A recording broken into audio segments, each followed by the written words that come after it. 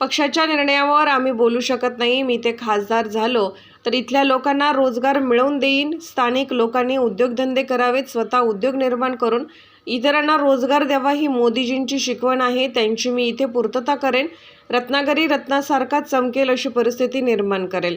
मातोश्रीला पैसे दिले की सर्व प्रोजेक्ट चालतात. खासदारामुळे इथला विकास खुंटला. याचा पक्ष अधोगतीकडे चालला आहे. या निवडणुकीनंतर 6 आमदार राहणार. 10 आमदार शिंदे जिंदाबादकडे आहेत. आता निवडणूक सोपी आहे, मग लढा बोलता कशाला? सोपी आहे की कठीण आहे बघू. की जो माझा वयाच्या 15 वर्षापासून सलग 39 वर्ष मी त्या पक्षात होतो. 39 मुळात उभी केली. शिवसेनेसाठी काय केलं नाही. शिवसेनेची ताकद दहशत आम्ही निर्माण केली. त्यामध्ये उद्धव ठाकरे नव्हता आणि ते तुमचं नाव वाचतं तुमच्याकडे ते नाव पण नव्हते. फार बोलतोय एवढासा जीव आहे हातात नसलेल्या गोष्टी. उद्धव ठाकरेने शिवसेना वाढावी, शिवसेनेचं अन्न भाषा संरक्षण व्हावं असं एक उदाहरण त्याने द्यावं. अनेक जण या जगातून गेले शिवसैनिक, अनेक जण जेलमध्ये गेले, एन्काउंटर झाले. उद्धव ठाकरे मुख्यमंत्री झाले, एकाच्या तरी घरी गेले, साठवण केलं, घरात नोकरीला कोण आहे विचारलं, 4 पैसे दिले मदत नाही. ही प्रवृत्ती नाही, मदत करण्याची प्रवृत्ती नाही, फक्त द्यायची. उद्धव ठाकरे म्हणजे वन वे मातोश्री, फक्त जमा करायचं. बांधवणे एक उदाहरण सांगतो मी तुम्हाला. उदाहरण, ज्या वेळेला कोरोना सुरू झाला 22-23 ला 2000, त्यावेळेला अनेक कारखाने कंपन्या बंद पडल्या.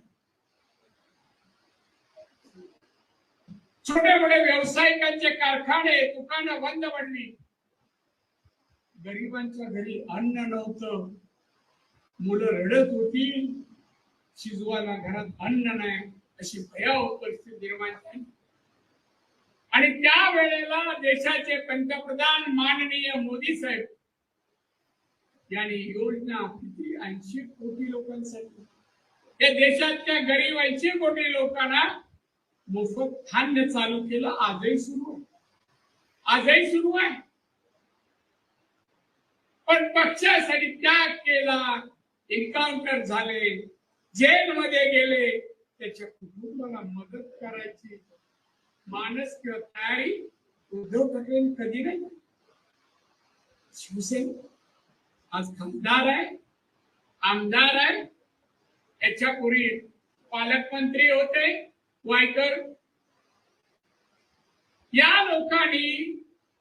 लोकांची आर्थिक स्थिती, गरिबी दूर करण्यासाठी कारखाने का नाही आणले, रोजगार का निर्माण केले नाही,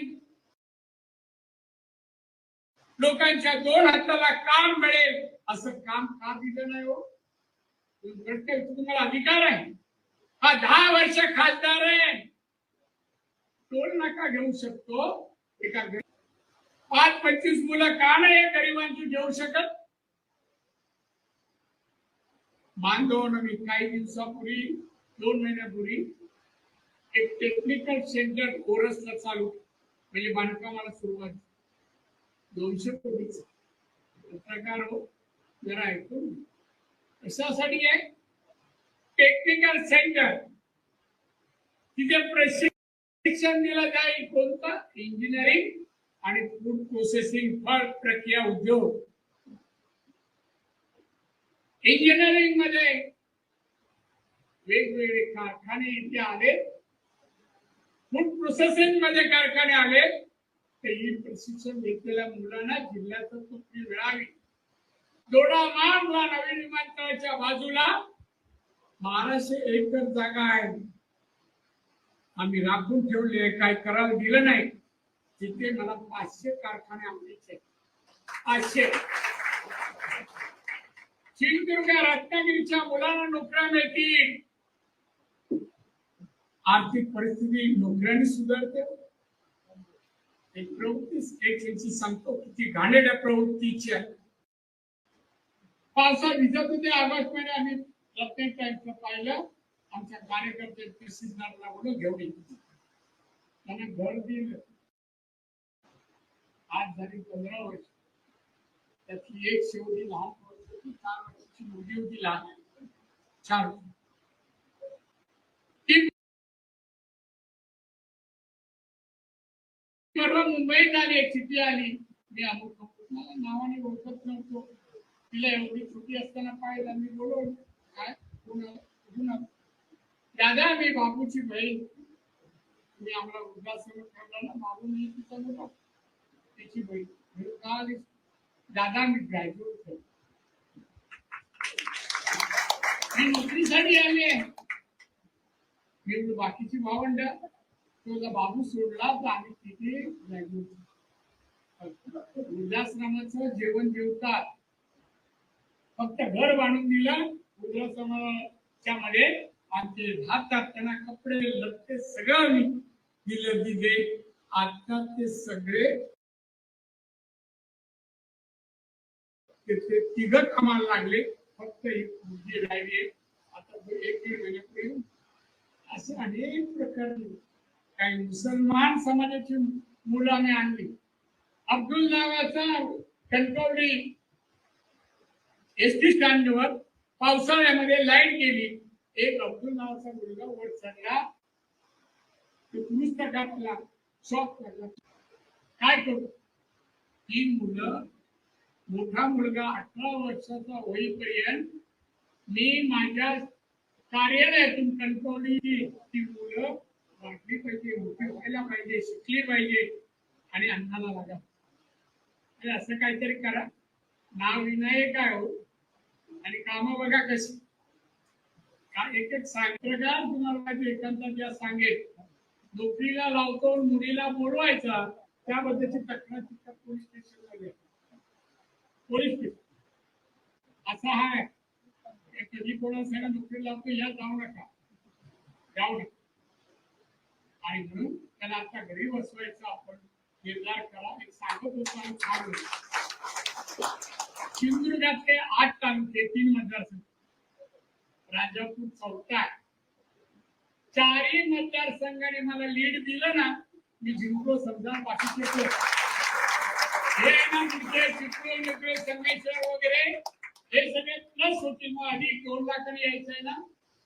4 मतदारसंघातून आपल्याला निवडून येण्या एवढी मतं द्यायची असतील तर राजापूरनी जे तुमची मतदार एकूण आहेत त्या मतदारापैकी 80% मतं मिळावी ही आजपासून तुम्ही प्रयत्न करावे आणि म्हणून प्रयत्न करा. आमच्या मॅडमने भाषण केलं, विचार करायला लागेल. आपण काही 80% मतं मिळतील तर तुम्ही कामाला लागा. तुम्ही मला खासदार पक्षाने जर मला दिलं तर लढवणार, पण मी तुम्हाला सांगतो मिळालं तर तुम्हाला खासदार कसा असतो, मंत्री कसा असतो त्याचा प्रत्येक दिल्याशिवाय राहणार नाही एवढेच सांगतो. आणि पुढे सभा असल्यामुळे मी जातो, पण माझ्या लांब नाही, जवळ आहे.